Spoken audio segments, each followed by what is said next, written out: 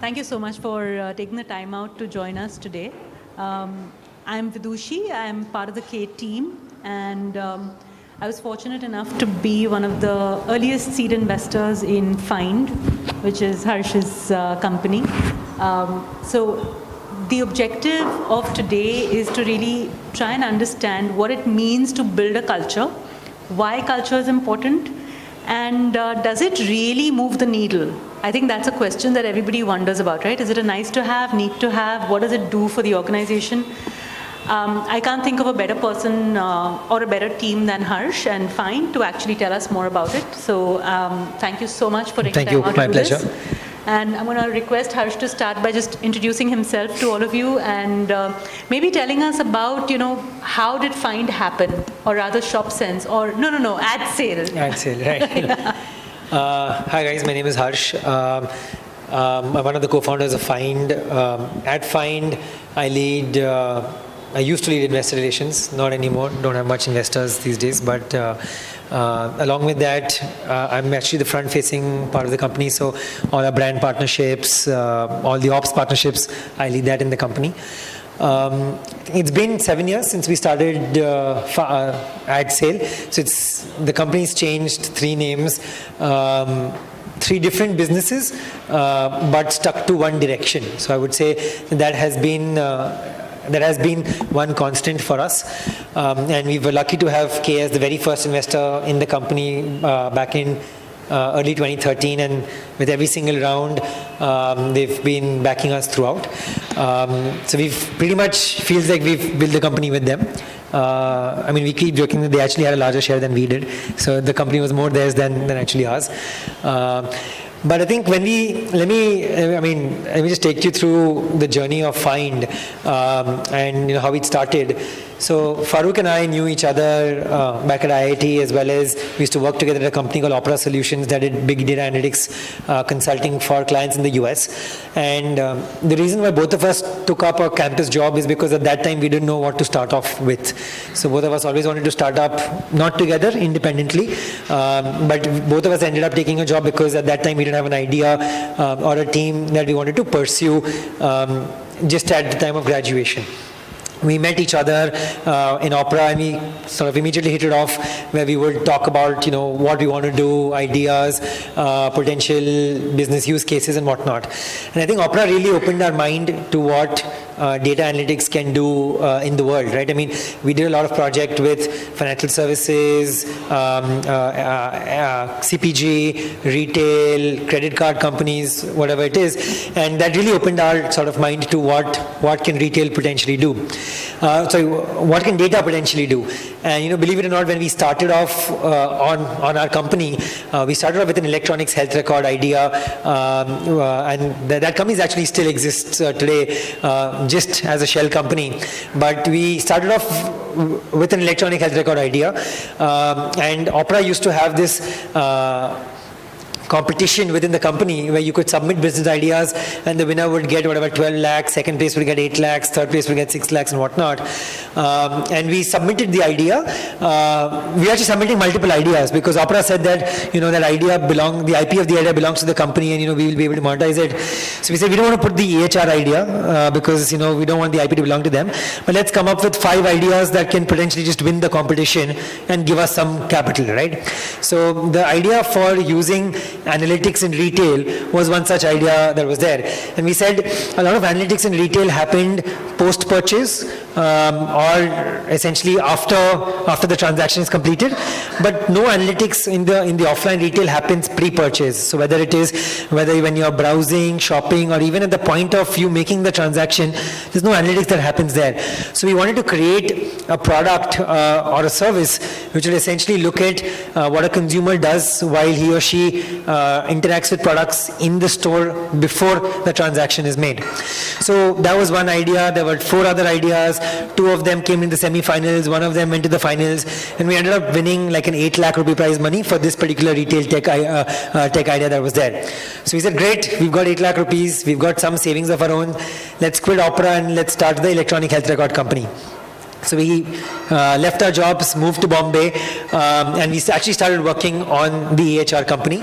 This is back in July 2012. And for a month, we went to hospitals, diagnostic centers, doctors, understanding, how this whole health data flows within the system, whether it's an inpatient scenario, outpatient scenario, whatever it is, we sort of understood those things.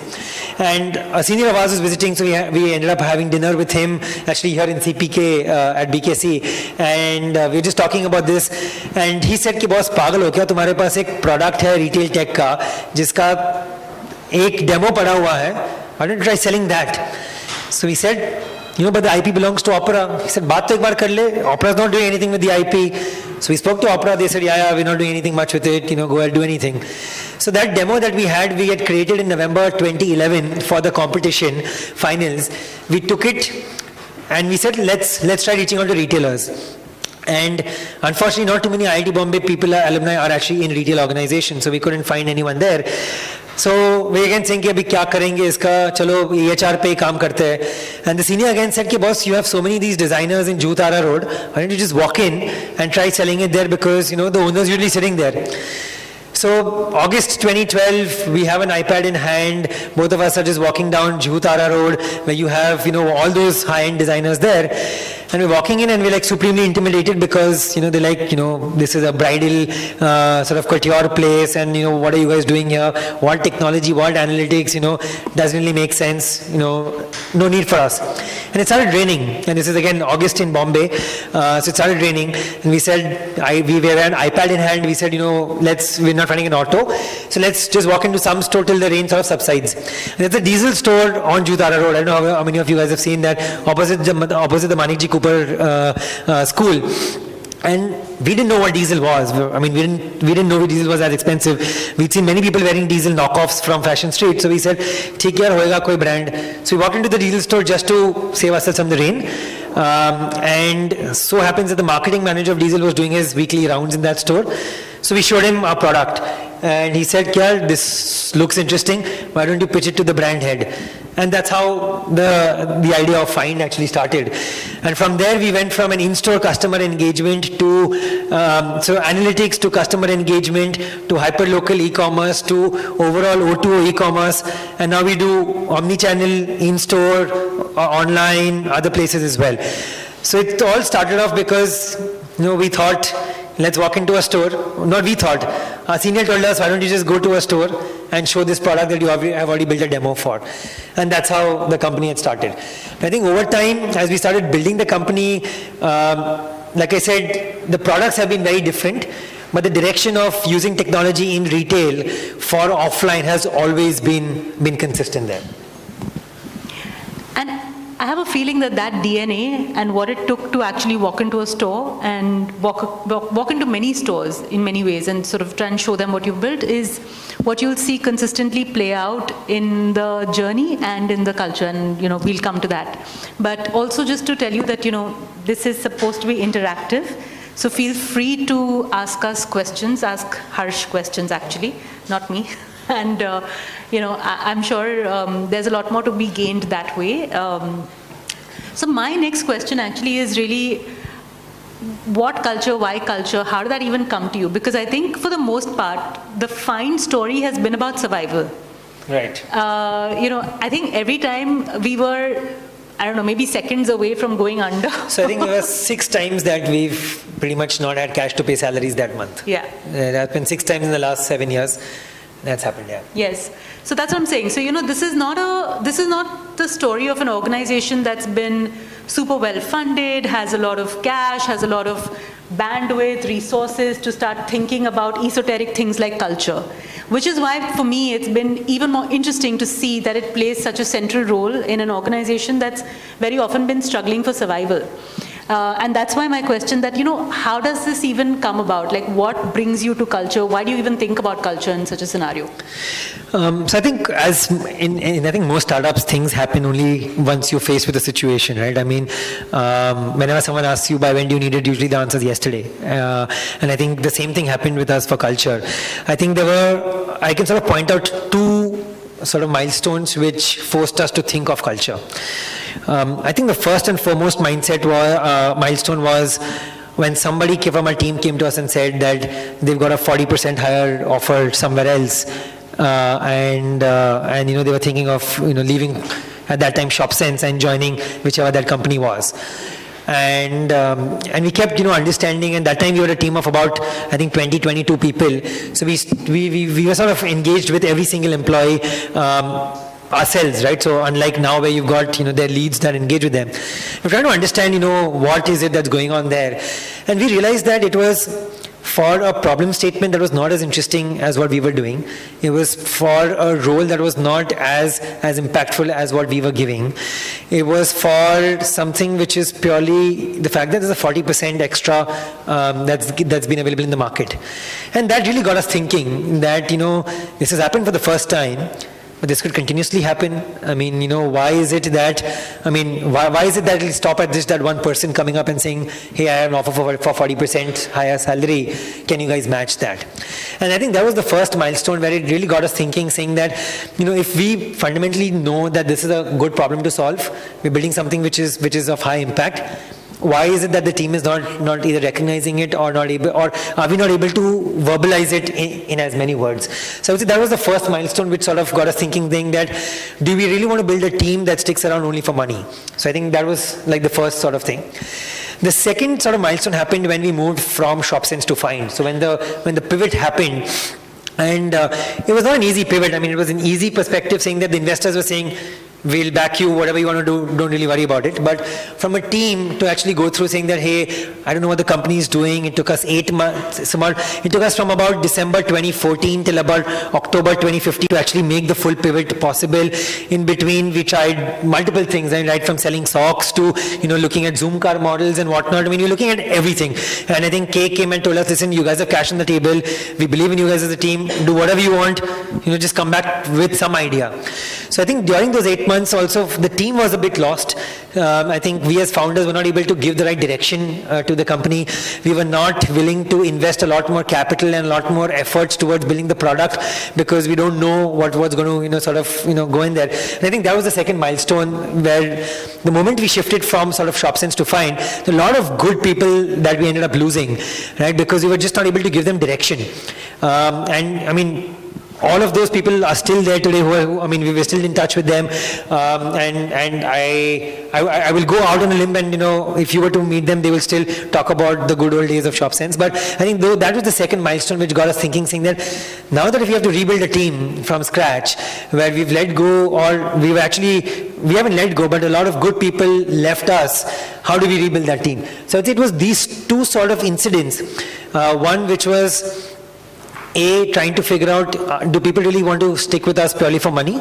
And the second is, now that we've got to rebuild a team, how do we do that in a competitive environment? And actually, that was the time where Tiny Owl, Housing were two big companies in Bombay who were throwing cash left, right, and center to anyone, right? So I think those were, two milestones for the company, which really got us thinking that, we need to build something for the team to associate with more than just, a salary that they're getting every month. So when you think of culture, what do you think of? What comes to your mind? I'm curious. Why? Sorry? Why? The question why? Why have a culture? No, the culture is the question why. How many people are... Okay, so why does the company exist, and... Why does the company exist? Why do I want to be part of the company? Why should I work? Why should I do this or not do that? Not so much the question how and what. Understood. The culture comes in why. Okay. Interesting. Any other perspectives? What comprises culture? So that's a good answer for what is culture, but how does culture become tangible? I mean, have you guys experienced it? So it's largely to do with how you align the key sort of principles, correct, within a company. So if you are a numbers-driven company, how do you build a culture around that where everyone is focused on saying, I'm going to look at my numbers. If you are, let's say, an NPS-driven company, everyone is aligned around that NPS, and how do you get there? And of course, what you need to do as far as the daily operations and how employees think, putting those individual sort of personalities in place. When I say personalities, I'm building those personalities within the system so that everyone knows what they are supposed to do, everyone knows how they are supposed to behave. So if individual contributor is your is your biggest success criteria, you build a culture around that. But if team, then you have to build a culture around that, and you can't have individual contributors. That's how I think about it. So when did you actually, what was your team strength when you actually started setting culture? So like I said, these were the two milestones for me, right? The very first time when the person came up and said, hey, I need a 40% raise, we were probably, like I said, 22, 23 people at that time. And when we had to re-recruit the whole team, I think we were down to, I think, some 8 or 9 people. And then we had to really re-recruit it. So like I said, it was more out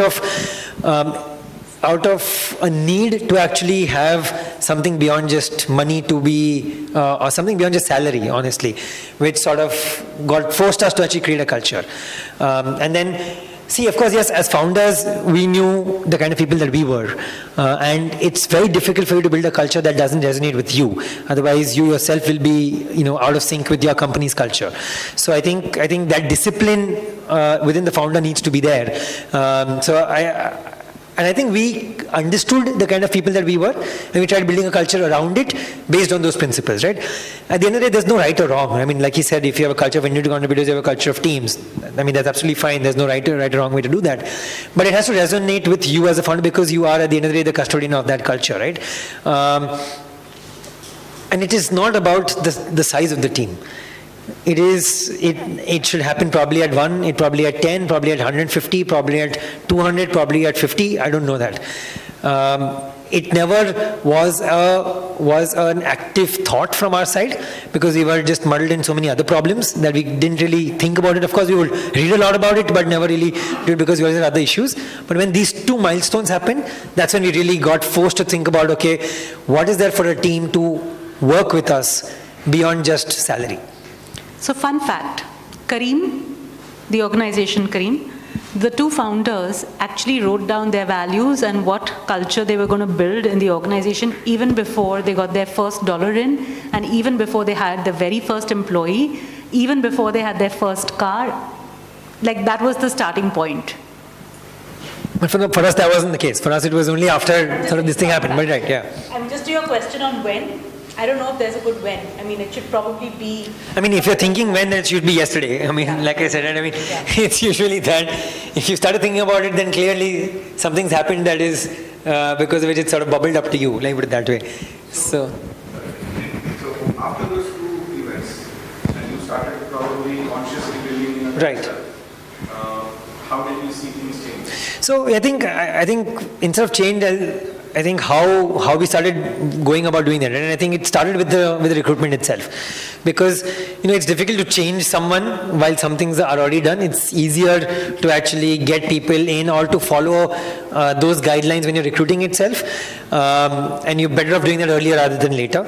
So I think we then tried embodying a few things in the recruitment process itself, right? So we created a process where we said we're not going to go into campus recruitment at all, because we don't want to make a judgment in that 2 hours that we are given to recruit people in, right? We said, no, we'll take our time, but that doesn't mean that we take 2-3 weeks to go through, right?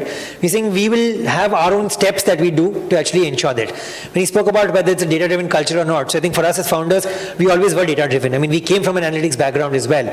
So we're very clear that there should not be a central data analytics team. There should not be a central business analyst team whose role is to actually give data to other people in the company. And if that has to happen, everyone in the company needs to know data, right? So, I mean, we joke around in the company that there are 3 languages the company speaks. There's English, Hindi, and SQL. These are the 3 official languages of Fynd. And if that has to happen, even the person who's coming in has to understand data at the basic level. So every single person who interviews for Fynd, they have 2 tests that they do the moment the resume is shortlisted. One is a logical test and one is an Excel test. No matter what role it is for, whether you're for a customer support, whether you're for an engineer, whether you're for a sales person, operations, HR, doesn't matter, these 2 tests are mandatory. Because it's our ability, it's essentially our way of judging your ability to think about structured problems and to be comfortable working with data. And Excel is not a super duper model Excel, right? I mean, you need to understand how to write formulas, you need to understand, and it's an open book test, right? So you should be able to sort of, not the logical question, the Excel test is like an open book test. So we need to look at those 2 things for sure. And the third test is a growth mindset test that we do. So I think these 3 tests become the first sort of barrier to the first interview itself. And that's how we ended up starting it. So saying that, okay, if you want to build a data-driven culture, We need to get people who understand data. You can't get people and then teach them data. While you can, I don't think we have the bandwidth or the time or the sort of patience to actually do that. So we said, we're not going to take any fresh recruits out of college. We're not going to make snap judgments over a 2-hour interview. We have a 8-step interview process. We will follow it. But we can complete those 8 steps in a day also. But those 8 steps have to be followed. Did you follow the same for CXOs? Yes, absolutely everyone. And they were okay with it? They're okay with it. We told them very clearly, listen, this part of our process, you need to go through it. And they're actually okay with that. I mean, they also realize and recognize the fact that yes, there's a good process that's there. And what about the existing team members? Yeah, so I mean, it was, of course, those guys who were there part of the team, they need to be assessed every, 6 months that we do. So that assessment would happen and we would try and teach them. If they don't learn, then we need to have that tough conversation with them saying, guys, not working out. You need to be more sort of data enabled, and we will create training materials for you. Whether it's for Excel or for SQL or for analytics or anything, we'll create this for you. But you need to have the ability, or you need to have the motivation that okay, you want to learn this.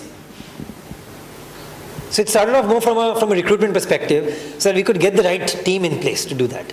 You could also follow interview out where you're seeking the investments from.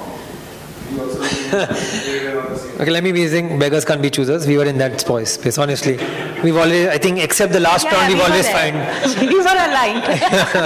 I mean, except the last round, we were always found ourselves to be beggars can't be choosers. So I mean, we had 86 members on a cap table when you were doing this. So, and right from everything, Indian angel to Indian fund to Indian corporate to Indian family office to foreign individual to foreign fund to foreign corporate to foreign family office, everything. US, UK, Singapore, Hong Kong, Cayman Islands, British Virgin Islands, Mauritius, everything. So I can give you like a primer on, how to do M&A, cross border, same border, whatever it is. And we will come up with a blog for that, FYI. So you will have that. So yeah, in the investment pieces, we weren't really, I think except the first round, which happened over like a half an hour conversation, and the last round, no other round has been sort of where we had to pick off, the 3 term sheets, choose from wherever you want. I think it was that. Yeah. I mean, it's always scrambling to close the round usually. Somebody also asked a question about how do you make culture real, tangible? Yes, so I think one is on the recruitment side as well, right? So where you have those things that are there, of course you'll put up posters, but they don't mean anything much there. But I think one tangible way of is usually, and a lot of people usually say this, is that of course for us, there is a rule that in the company which says that in God we trust, everyone else must bring data. So I think there are data-driven decisions, but in cases where you don't have enough data, then it's the culture which is the tiebreaker. It's not the lead, it's not the co-founder, it's not the boss who's the tiebreaker, it's those culture guiding principles which are a tiebreaker in terms of decision making. I think that is usually the best sort of barometer to measure whether culture is being adhered to or no. Saying if you have a tiebreaker, deciding on what to do, let culture be the thing for it. That's what it was. We have a product for culture now. We don't have a product for culture, we have a process for culture, I put it that way. But not a product per se. So I would add, right, that honestly, to make culture real, the only way to do it is to role model it and to stand for it. And I mean, really, it should just be, to his point, guiding every single thing. So some of the things that I've seen Fynd do just outstandingly well, and when I say Fynd, I'm talking about the 3 founders. Things like communication. The level of transparency that this organization has is unparalleled. I don't think I've ever seen founders be this transparent and just share every single thing with every single employee. There is zero hierarchism in that. The other thing is that, it's easy to say you need to be data driven. It's easy to say that these are the skills we're looking for. It's easy to say that this is what I expect. It is very hard to enable an organization with very diverse people, very diverse skills to get on the same page. And I've seen them be very enabling, right? I mean, I think it's one of the few organizations with, like he said, right, with very little resources, almost none, have a very strong culture around learning and continuous learning at that. Which has been enabled through games, it has been enabled through, structured learning, it has been enabled through feedback, through mentoring, coaching. So practically every way in which you can do something and make it real, they have done it. So that commitment to stand behind what you want to build is actually what makes it real. Everything else you can talk about, but it's harder to translate into something that's really lived and experienced. And we've made mistakes, of course, and I don't think it's perfect even now. I think there's still large gaps that we need to solve for. Like, for example, we don't know how to manage teams in 2 different locations. We just don't. We failed at it. We've tried multiple times. We don't know how to do that. And ideally, we should we should get the hang of it, but we haven't done those things. So that's still a void there. Also, we have a very big bias towards people who can understand data. So when you come across someone who is less about it, I don't think we have the patience or the empathy for that. So we've sort of failed at that bunch of things, but I still need to solve for it. But we still are true to that. So if that's a bias, that's fine. We build the company around that bias itself. So those are some of the things that are there. But sure, we've ended up overpaying maybe not overpaying. We've ended up probably hiring people with more capability for a role just because we want a bias towards their ability to understand data. But that's fine for us because we know that this is not the only thing that you're going to be doing in the company. You are going to grow across multiple roles as well, right? And we've been, and I think that same thing comes to us also as founders, right? Just because I was managing investor relations right from the beginning, I was looking after the accounting team, and I was actually pretty bad at that. I didn't have the attention to detail when it comes to compliance and regulatory things, and we didn't have that, so I had to give it to my co-founder, who, being a design background person, had the attention to detail. So I still did investor relations, but he did accounting and finance. So I think those things also, I also have to sort of, put my hand up and say, you know what, I'm not the best person to do this, and then someone else has to sort of take it up. So we've done those things as well.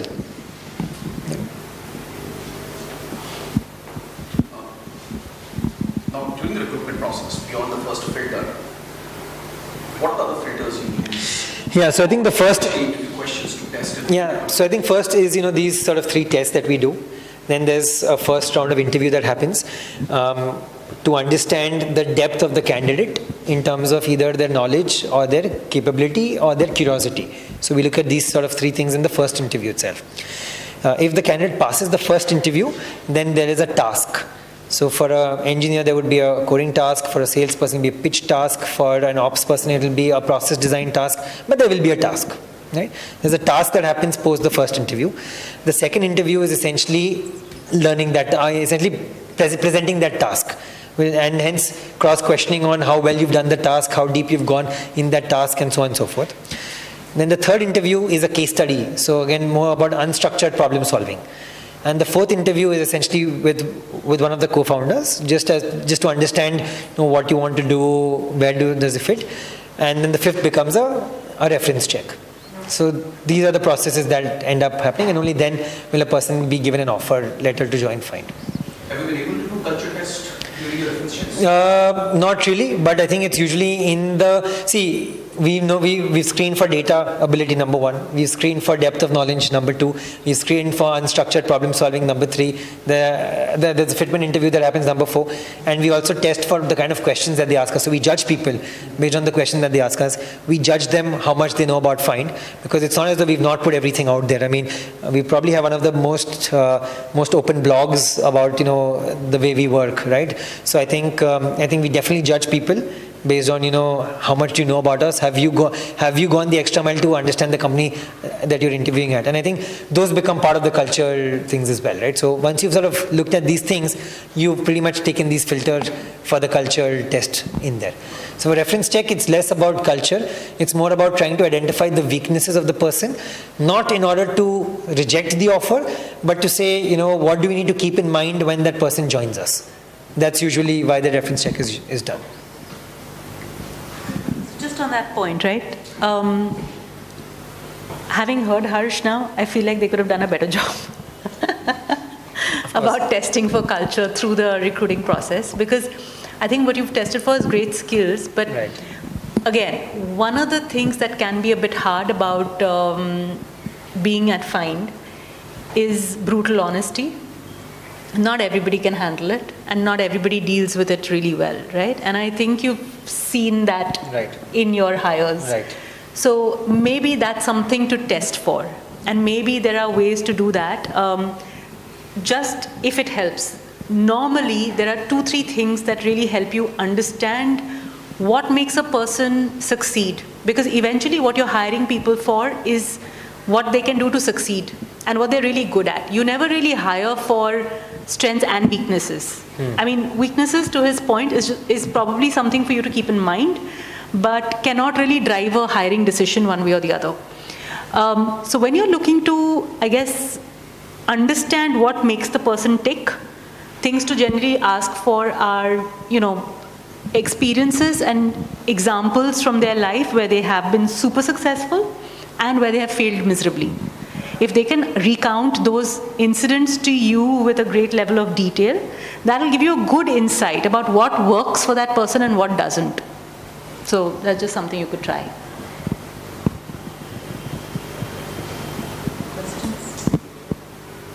So how do you go about kind of developing systems for performance management post the hiring process? Yeah, so I think that was one of the other milestones that we had to really think about and say to build it. So again, it got sort of flared by someone coming up and saying, "Hey, I need a raise" or something of that sort, and then we'll have to figure out some structure around it.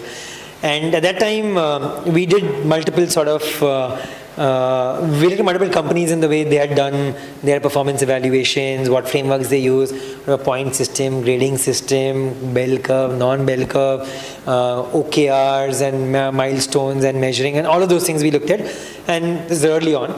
And we didn't like most of those things because it didn't capture the pace at which we were growing. Also didn't capture the fact that things would change very, very frequently. So I think at that time, what we really liked was that Atlassian used to do this one piece of performance evaluation very, very well, which we liked a lot. So we ended up taking a large chunk of our performance evaluation from there. So it was broken up into 4 sections. The first one was a self-evaluation, where the team member writes about their achievements and their development areas, things they could have done better. So 2 sections on that. Then there's another self-evaluation which talks about, with section 2, which talks about what 3 things they would want to change in their team and what 3 things they would want to change in the company. That was the second bit of sort of self-evaluation. And the third is where the lead is then talking about sort of key, in the first one, when you have the key development areas, we ask them about both professional as well as personal. So even things like, I want to learn swimming, I want to learn driving, I want to travel on the country, we would ask them to sort of put it in there. The third section was the team lead telling them what they felt were the good things that they'd done in that last 6 months or 3 months. So you have their achievements, things you could have done better. And what they believed are the areas in which they need to focus on their career path. And the fourth section was actually a 2D sort of plot, where on the y-axis you had performance, and on the x-axis you had initiative. So by default you expected someone to be high performance, but in a growing company you also want them to have initiative as well. So you would look at both those axes, and then you would sort of judge whether the person is on the rightmost quadrant or not. So this is the framework that we ended up liking a lot, which we even followed till today. We've tweaked a few things in terms of achievements have to be more quantitative. We came up with an OKR framework about a year ago after reading, what measure what matters. So those OKRs sort of flow into this as well, where you're sort of scoring, how much you've achieved and whatnot. But the structure still remains the fact that there's a self-evaluation followed by a team lead evaluation, followed by a 2D sort of positioning on performance as well as initiative. So it's usually done in that matter for us. We do this every 6 months. So while we have monthly CFRs with every person with their leads, but we do this evaluation every 6 months. So which is also the other thing which we said, that all compensation reviews only happen with this year, with the 6-month thing. So we will not entertain anyone coming mid-cycle and saying, hey, I've got an offer from somewhere else, 20% extra. We will say, you know what, sure, you're good enough to get that. You will anyways get that starting next cycle. But we can't create an exception starting this cycle right now. So on that, like if it's such a human-centric but data-driven process, how much slack do you build into the system? Like, because it's very easy to get just blinded by the numbers, like measure what matters, Right. and not see kind of what's around it. So, which is why self-evaluation is the first part, right? So we want them to talk about everything that they believe we should know. So whether it is a mix of numbers as well as a mix of effort or tried this but didn't work, those things are there. And hence we also have the monthly CFRs to always do course correction, and hence it's not just a 6-month surprise visit as opposed to it being that it builds up over the next 6 months. Now, after the Reliance acquisition, is there imposition of culture or Yeah, so I think first thing is on acquisition. Very clearly saying that it's easy to understand that because it's 85% the stake. But I mean, honestly, we were still at 80% even before the round. So it's not as though we were not supremely diluted even before this round that was there. I think one of the reasons why they even got interested in us was because of our culture. I don't know if you guys have seen my blog post about it, but they didn't reach out to us because we were doing retail tech or we were doing something. They reached out to us because of a presentation that I made to the Gen Next incubator about how founders build companies. And actually it was that which got them excited about us. That's how it got Mukesh Ambani excited about us, saying that if these guys are even doing half the things that this presentation says, then we need to get these guys on board and we need to be a part of this company. So it was actually very easy for us to say we will stay independent, nothing else changes, because that's the reason what got them attracted to us in the first place. So I think that has been very, very, clear, and that was absolutely non-negotiable in terms of involvement and whatnot. So I think that hasn't changed for us. For now. let me not jump the gun on this one. For now. Okay. So when you were recruiting, Right. between 2 key aspects of candidate, depth of knowledge and ambition. Do you find that? So I would also replace the word ambition with curiosity. Yeah. I think curiosity would be a number, will be over depth of knowledge. Do you find a pattern in that?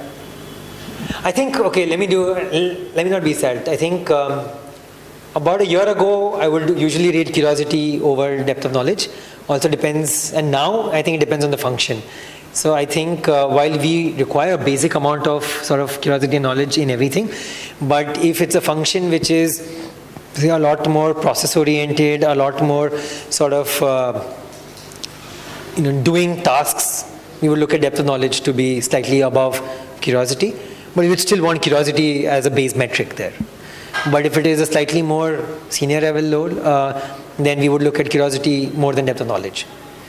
So I would say that, which is actually one of the things which I do want to sort of talk about, and we haven't solved for it. It would be great to get your sort of feedback on this. Is when you start building a culture, right? I think percolation of the culture is also super important. So you can't just say that this is my culture. And what we've faced issues with is different parts of the organization take it up at a different pace. So certain teams which will pick it up faster, certain teams which will not pick it up faster. I think that asynchronous sort of growth is very, very difficult to manage as a founder. And I don't think I have a solution to this. I mean, there's almost sort of a phase difference within the company with respect to everything. I mean, some parts, one part of the company might take up faster than the other part. Some parts it could be the other way around. But I think when people talk about, creating a company culture and growing the culture, growing the company, it's not one organism that's sort of growing, right? There are sort of multifaceted organisms in the company which are all moving at a very different pace.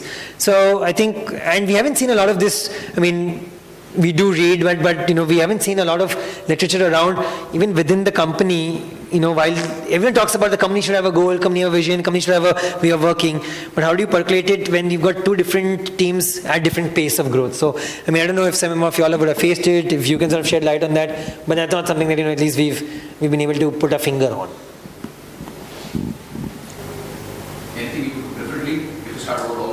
A lot of things. Absolutely a lot of things. I think I always sort of talk about, I think there are three things. I think one is move from people to process to product earlier than you would think you require to do. And it goes in that order, unfortunately, right? I mean, you first have people solving a problem, then you say, you know what, this problem has become fairly well discovered, let me put a process around it. You say, okay, now this process has become fairly automated, let me put a product around it. So move from one to the other fairly quickly. Second is keep aside time and resources for internal products. So I think as engineering companies, we usually focus a lot on building consumer-facing products, and we don't keep aside time for building internal products. I mean, I know that one product suite in our company is delayed for like 2.5 years. And they're like teams that are crying about it, and now they build processes just because the product's not built, but keep aside engineering bandwidth to do internal products. And I think the third is to essentially don't create exceptions within the team. Right? Yes, it might be good early on, but at a 150-member team, even one exception is like really, really bad from a culture perspective. So I would say those are the three things that I would probably do differently if I were to pick only three. Of course, there are like a long list of things that I would have done differently, honestly. Right? But yeah. I have another question. Yeah. So you guys are three founders. Right. How do you reconcile what's important to each one of you? Because each one of you are actually very different. Right. So just in terms of personal values and, you know, what is authentic to you, for example, how do you come up with a culture that makes sense and that all three of you are willing to sign up to? Because that's not necessarily easy. Right. So I think, we've all gone through our sort of share of fights, disagreements, etc., etc. In an ideal scenario, what we try to sort of strive for is the fact that if it is something, so we've defined the work streams at least, right? And if it's within that work stream, that person gets the boasting, but that usually does not end up. I'm not saying it usually doesn't end up happening. It usually ends up happening, but there are a lot of times where it doesn't end up happening. Unfortunately, we've had issues where the strongest voice in the room becomes the decision maker. We've tried to not be it, but yes, things have happened that ways. And yes, everyone's at fault to letting the largest voice be the decision maker. And then it goes to all three of us within the team. Ideally, I would say that when you know what teams you are sort of managing, the last sort of decider is that person, irrespective of who the CEO is, right? I mean, doesn't matter. I mean, you can have a different CEO internally and a different CEO externally also, which actually happens in Fynd's case. Internally, Farooq is the decision maker, but externally, I'm the decision maker, right? In terms of there is brands to go after, those sort of investor relations, I'm the one who's sort of external there. But we've been guilty of having the loudest voice in the room. But I think one thing that we should be doing, and in some cases we've done it, in some cases we haven't, is every week have that cadence amongst the founders. So 8 a.m. every Monday is a 1-hour session blocked where founders meet. Right? So if you look at my calendar, 8 a.m. every Monday morning is essentially a founder catch-up, where we do a founder capture no matter where we are. We'll be on Google Hangouts, whatever it is, but we'll do a founder catch-up. We'll try and talk about everything in that. And we don't have a set agenda. Of course, there's an agenda items also, but it's also a matter of catching up with, what's going on with you, what's going on with your life, what did you do over the weekend, all of those things as well. Because that's as important, at least amongst the founders, as it is not just the work aspect of it. Yes, it's an ideal scenario. We've not always been true to this, but if I were to do a guiding principle, I would sort of do it in that way. But even be honest about it, right? So just the way I would say that, even though at that point of time accounts team was my domain, but if I was not doing a good job at it, point it out and say, boss, you're not doing a good job at it, let this person take it over. And things have happened the opposite also, where it's happened where you said, okay, let this person take it over, then after 6 months you realize that it was actually, it didn't help. You were actually better at doing this, so why don't you take it back as well? So we've had all those sort of things as well. Right? So, and that's happened in the company. Yeah. And so how important is trust, right? Because this is only possible when there is actually trust between the three of you. I think at the end of the day, what you need to know about everyone is why they are doing this. Right? So I think, and they have to be as honest about it. So if someone's in it for the money, sure, that's okay. But you need to know that someone's in it for the money. Right? If someone's in it for glory or for recognition, you need to know that someone's in it for glory and recognition. Which, for example, just because I was sort of outside facing, all sort of newspaper articles about Fynd will probably have me there. But that was never an issue for any of my other co-founders. Because they knew exactly what we were in it for. They knew that I was not doing it for the glory. They knew it, but they knew that it's better off to have one voice for it. So it's important to actually, understand those things as well. And the reason why we would do these Monday meetings, we talk about everything else is, can you pick up, it's usually, you may not be forthcoming about why you changed your sort of reason of, doing this company. But by doing these things, we'll probably pick up, right? Are things happening? Is there a change? Is there suddenly a need for cash, which is sort of driving this motivation? Is there someone who spoke about saying that, "Arey, tera naam kyun nahi aa raha akhbar mein?" Is that sort of driving? So I think we need to be sort of cognizant of sort of those sort of things as well, and which is why those Monday meetings, but not just the Monday meetings, we take vacations together, those sort of things. Right?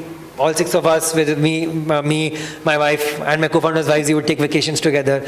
So if you understand those, you can pick up on those things, and you need to be honest about it also there. So I think we would strive to do that. Yes, there have been lapses. Yes, we've let things past because at that time we had bigger fish to fry, we had bigger problems to solve for. But at some point of time, that debt has to be paid, right? I just finished watching the last episode of Chernobyl last night. So it talks about that no matter how much those lies are, the debt of that lie needs to be paid at some point of time. So I think, that's what, I think it'll come out at some point of time. Whether it will be a blow up or whether it will be a contained explosion, you need to, be aware of that. That's what it is. But it'll come up at some point of time. So have you handled any firing decisions? Yeah. The negativity that stays after you fire someone, especially when somebody is good and maybe because of the culture. Right. How do you handle it? So I think my first firing was the most difficult. I think after that you pretty much get a hang of it. Not in a good way, but you know that it needs to be done. Right? So in that sort of way. Sometimes you need to fire purely because of culture mismatch issues also. And you need to, we've again not always done it that way, and we've been guilty of not doing it properly also, but the team needs to know why those are happened. You need to have written down reasons why this particular thing happened, what were the trigger points, what were the build-up points as well, why this firing is now happening, and that helps even the person who is fired get clarity on why that happened, and it also allows you to remove the aspects of softer things around biases from it, and show that list to someone else and say, here are the reasons why this is happening, and let someone else validate that, it makes sense to do that. So I think we've learned it the hard way. Earlier we didn't have that, and we used to, sure, there was a tendency to try and gloss over the real reasons of a firing and to tell the team that no, it was something else altogether. We've done all of those things. We've been guilty of doing all of those things. But I think but then as we've started, and I think, honestly, the trigger point there was, the team lead coming and say, hey, I need to let this person go.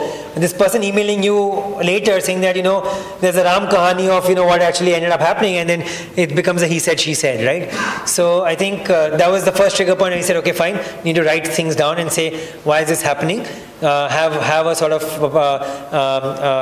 PIP period of 1 month to tell them very clearly that this has happened. And then let the firing be there. But we've been guilty of not doing that. We've been guilty of trying to, not tell the truth. But again, it sort of comes back later. So I think you need to get the hang of firing because you can't always have the best possible team ever.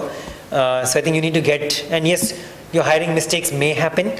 So you need to be good at it. But it has to be, again, the same way you have a rigorous process and a structure for hiring, you need to have that for firing as well.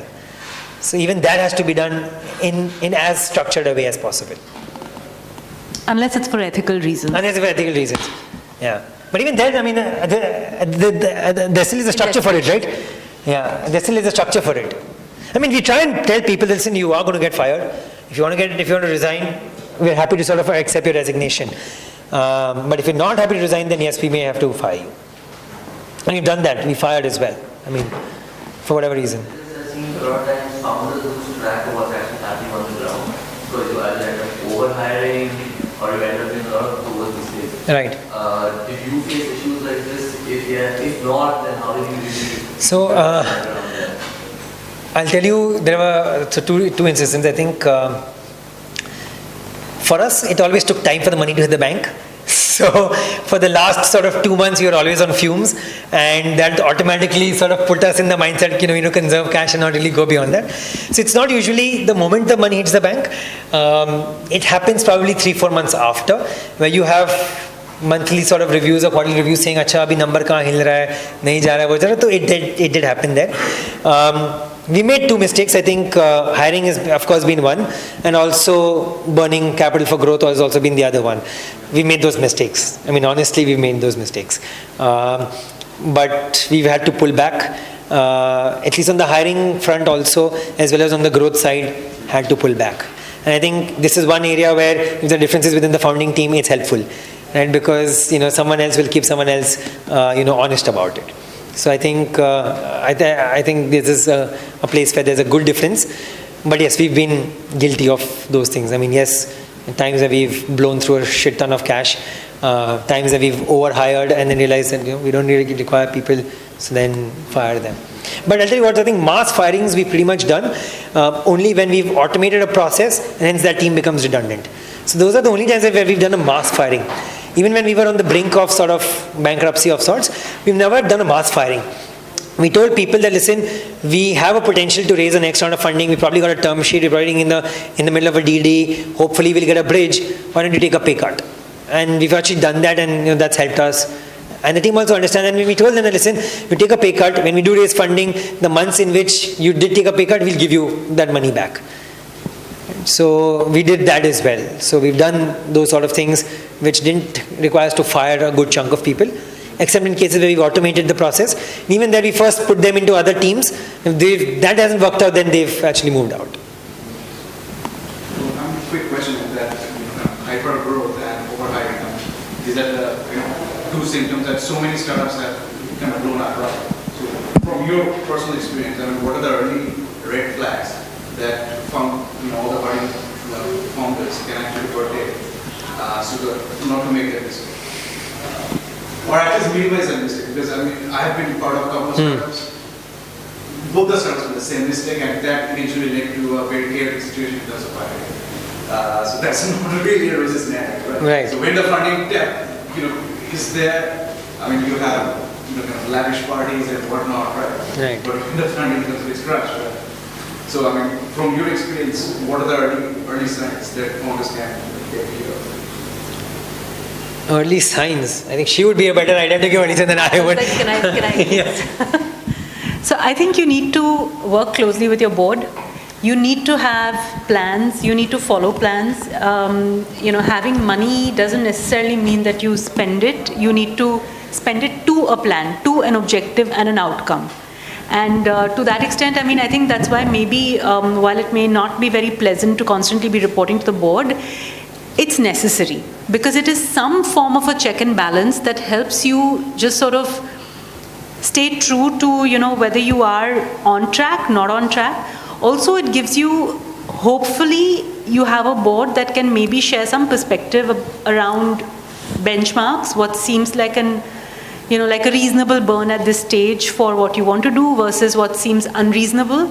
Can also maybe solve for how you're thinking about hiring and the number of people for different things by, if not necessarily giving you a clear answer, but at least connecting you with others who've done this before and who can therefore maybe share perspective. So for example, if you came and spoke to Harsh at the point when you needed to make that decision, it would have helped you to speak to maybe 5 more Harshes, right?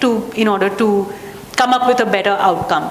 And that's also, I think, something that these guys do really well. They're constantly talking to people. They're constantly benchmarking. They're constantly looking to learn. So I don't think there's ever been a situation where we've said we know it all. And that's helpful. Maybe that would be a red flag. If you came and said that, no, I know what I need to do. Maybe that would be a red flag. Anything else? There was a question earlier on, how do you make sure that culture is actually imbibed? And I think what you talked about was different paces of adoption. So I think one of the things that you need to understand is that culture at the end of the day is always evolving. It's not a science. It is not something that you can capture in data beyond a certain point. You need to get comfortable with amorphous, ambiguous kind of growth. The way for you to try and build more comfort and confidence that this is something that will happen at a certain pace and more uniformly is by making sure you have a strong second line of leadership. Your direct reports need to be on the same page as you and need to be in many ways doing what you are doing. So there are many more of you living and breathing the culture, and that's how more and more people start adopting it and believing in it and doing those same things. So culture cannot be driven by 2 people or 3 people. Right. And I think that's a fair point. I think Vidushi helped us do that. I think once we were quite shocked when she came and said that, and she did this round of interviews with our L2s and came and said, guys, I don't think these guys are aligned with the way you are thinking, and that was such a shock to us. But that really helped us understand it. And then if you were to track back, why are some teams adopting things fast? You're right. I think that it usually is because, L2s are not on the same page as you are, or even they're not on the same page as each other, right? So even if one person understands, the other may not understand. So I think that was a big realization for us as well. So while you spend time with each other as founders, you need to make that same effort with your second line, because honestly, they're the ones who are more real time dealing with things on the ground, and they need to be on the same page as you. Yes, you had a question.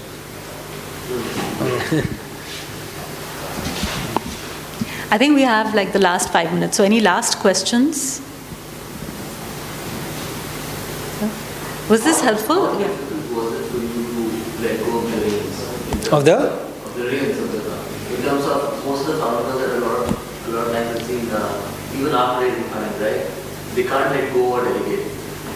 And it becomes very difficult to, so one big reason why L2s in many organizations are not in line is also because they'll be hired in very senior positions, but these founders would still want to really hold the reins and just want that for execution-based. So actually, in our case, happened the opposite. Our L2s were all homegrown.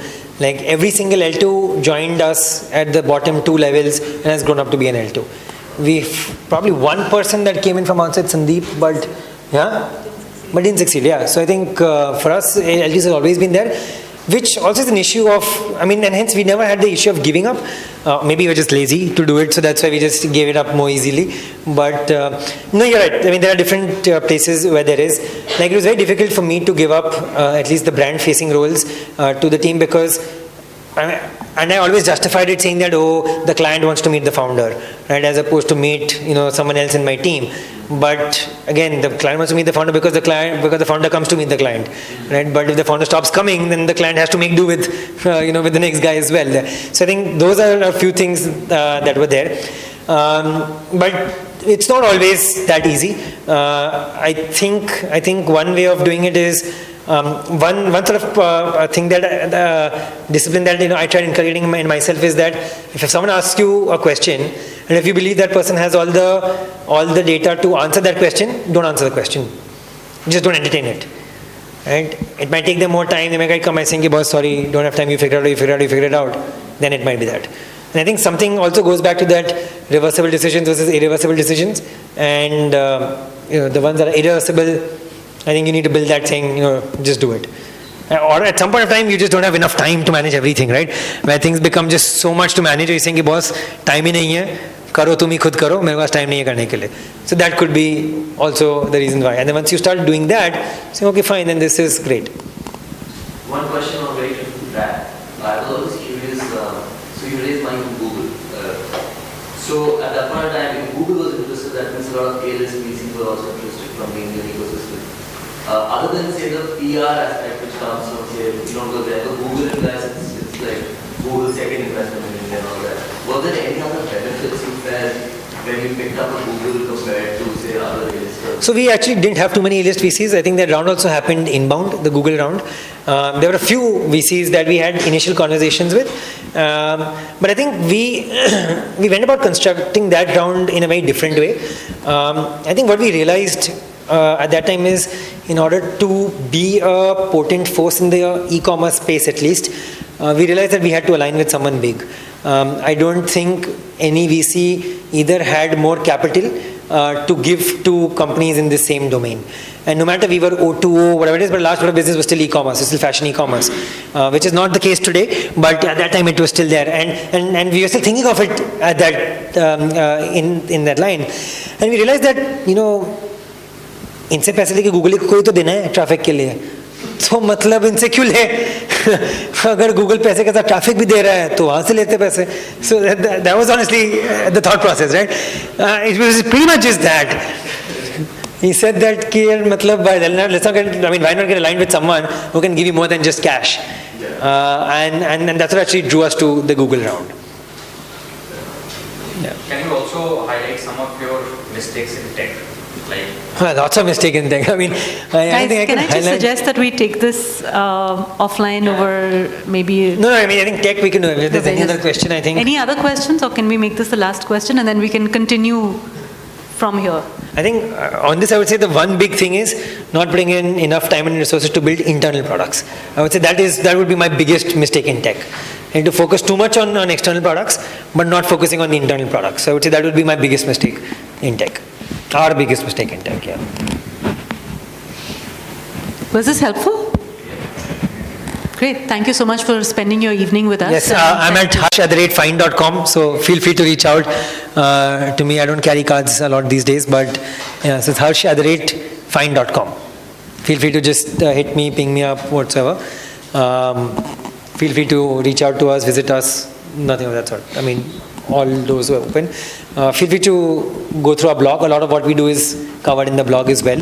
Not probably in as much detail, probably not as a question and answer session, but a lot of what we do is there in the blog. I mean, our pitch deck is also in the blog. So, How do we see that presentation, Mukesh Ambani? Oh, it's there on my blog. It's there on my blog. Yeah, that's what I'm saying. All the decks are actually on our blog. Even the deck that we raised capital from Google is on our blog.